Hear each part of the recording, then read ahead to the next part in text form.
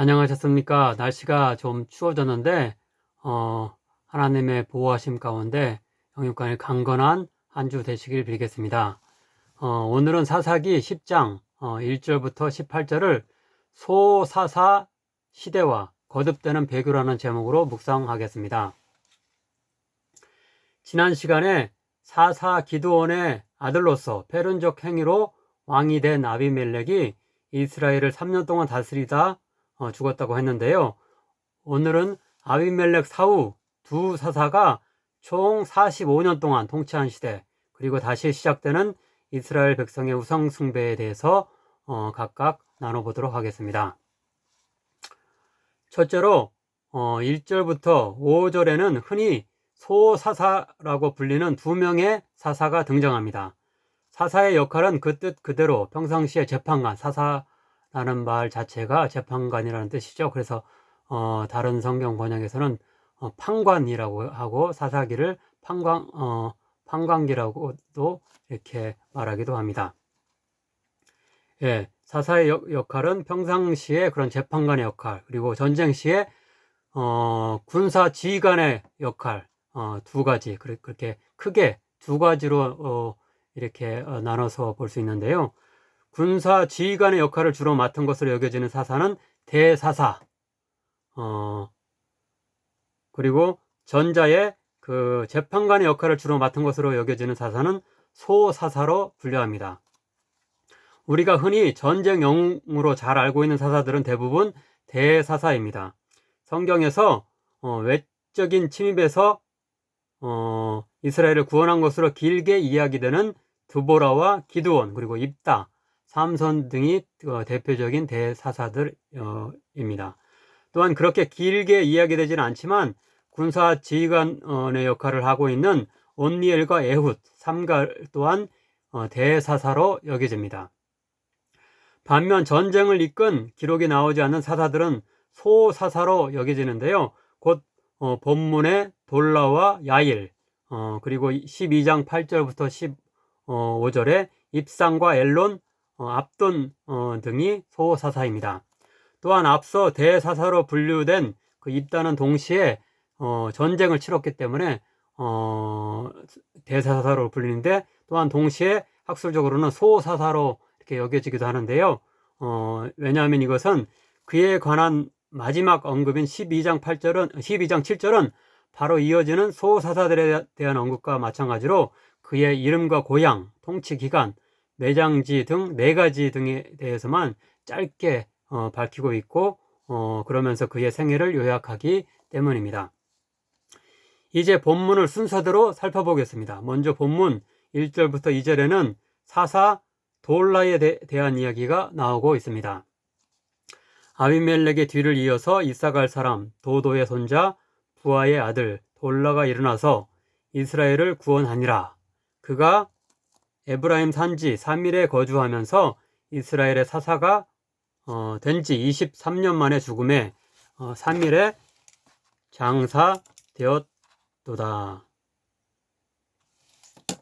되었노라. 여기서는 그가 어떤 외적의 침입과 정복에 맞서서 전쟁을 이끌고 그들로부터 이스라엘을 구원했다는 영웅담은 나오지 않습니다. 그보다는 타락한 왕 아비멜렉의 폭정이 남긴 유산, 곧 이스라엘 내부적으로 골마터진 문제들로부터 이스라엘을 구원한 것으로 볼 수 있습니다. 이렇게 돌라는 어떤 영웅적 군사 행동은 하지 않았지만 아비멜렉이 남겨놓은 문제들을 원만히 수습했으며, 앞에 소사사의 주된 역할이라고 말한 재판관으로서 이스라엘을 잘 다스림으로 23년 동안 평화를 가져다 준 것으로 보입니다. 다음으로 3절부터 5절에는 사사 야일 이야기가 등장하고 있습니다.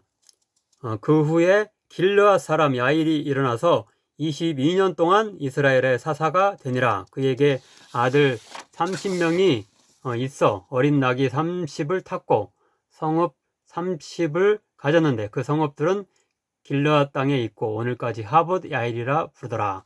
야일이 죽음에 가몬의 장사가 되었더라.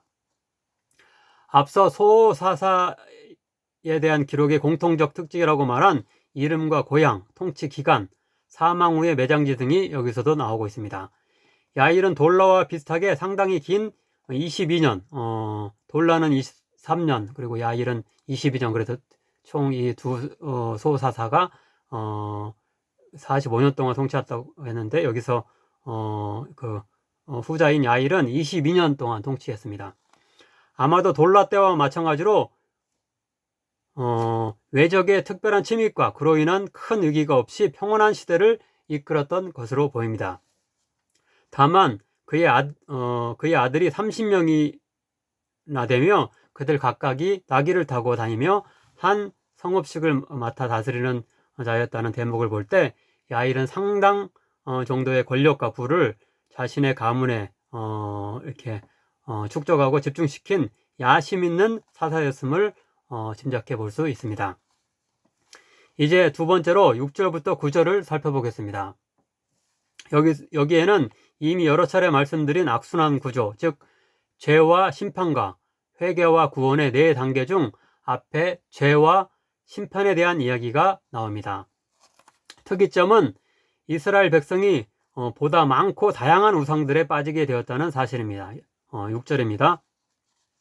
이스라엘 자손이 다시 여호와의 목전에 악을 행하여 바알들과 아스타롯과 아람의 신들과 시돈의 신들과 모압의 신들과 암몬 자손의 신들과 블레셋 사람들의 신들을 섬기고 여호와를 버리고 그를 섬기지 아니하므로.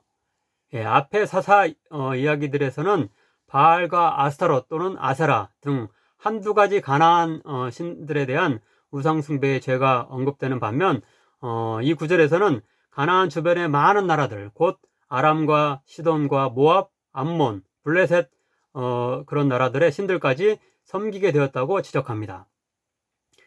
이것은 앞에 소사사 시대를 거쳐서 이스라엘이 가나안 땅에 어느 정도 안정적인 정착을 하게 되자 주변국들과의 관계에도 이제 관심을 기울이게 되었으며 그들과의 좋은 외교 관계를 위해 주변국들의 신들을 받아들였다는 의미일 것입니다.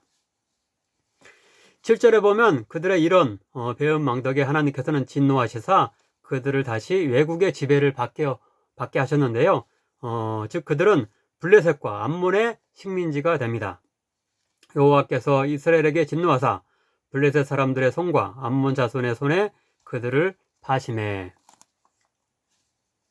그리하여 8절에 보면 요단강 동쪽 길르앗 지역은 18년 동안 블레셋과 암몬의 압제에 시달리게 되었고요. 9절에 보면 특별히 암몬 족속은 요단강 서편에 유다와 베냐민 그리고 에브라임 제파의 땅까지 호시탐탐 노리며 침입하게 되었습니다. 따라서 10장에 이어지는 구절로부터 11장까지에는 사사 입다의 암몬과의 전쟁 이야기가 나오고 있습니다.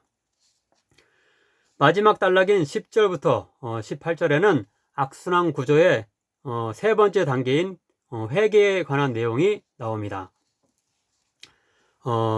특이점은 이번에는 하나님께서 그들의 회개를 바로 받으시지 아니하고 그것이 참된 것인지 확인하고 계신다는 사실입니다. 이스라엘 백성이 뻔뻔하게 죄를 반복하여 짓고 너무나 쉽게 회개를 거듭하는 것을 보고 하나님이 화가 나셔서 그 회개의 진정성을 믿지 못하게 되는 지경에 이르는 것입니다. 13절 하반절에서 14절입니다.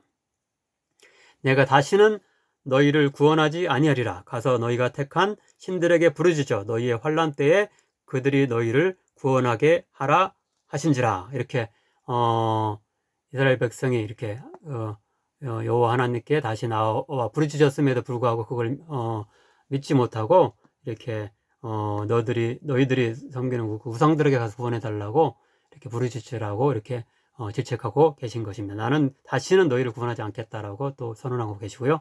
이때 이스라엘 백성은 다시 한번 죄를 지었음을 고백하고 보다 겸손한 자세로 하나님의 용서를 요청하며 말만으로 그친 것이 아니라 실제로 우상들을 제거하고 하나님을 경배하는 모습을 보이게 됩니다. 15절에서 16절입니다. 우리가 범죄하여 싸우니 주께서 보시기에 좋은 대로 우리에게 행하시려니와 오직 주께 구하옵나니 오늘 우리를 건져내옵소서. 자기 가운데에서 이방신들을 제하여 버리고 여호와를 섬기매 여호와께서 이스라엘의 공고로 말미암아 마음에 근심하시니라. 결국 하나님은 화를 누그러뜨리시고 17절 이하에 보면 다시금 그들을 용서하시며 암몬의 침입으로부터 그들을 구원하시는 은총을 베푸시게 됩니다. 혹시 우리도 거듭되는 죄악 속에 하나님께 용서를 빌 면목이 없을 정도에까지 이르게 될 수도 있을 것입니다. 하지만 절대 포기하지 말고 하나님께 다시 바짝 엎드리고 회개를 실천으로 옮김으로 말미암아 하나님의 용서와 구원의 은총을 다시 한번 덧입는 자들 되길 간절히 바랍니다. 기도하겠습니다.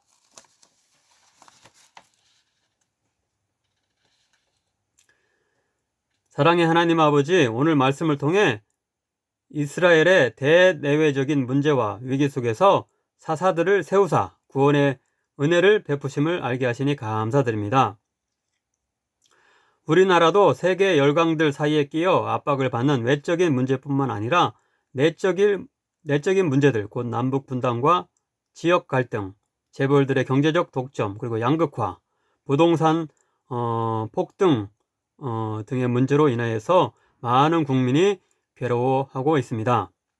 좋은 지도자들을 세우셔서 멸망하지 않는 나라와 민족 되게 하소서. 우리 개인적으로 거듭 잘못하더라도 자비 많으신 하나님 앞에 나아가 엎드리는 일을 멈추지 말게 하소서. 진정으로 하나님께 회개하며 용서받는 자 되게 하소서. 예수님의 이름으로 기도하옵나이다. 아멘.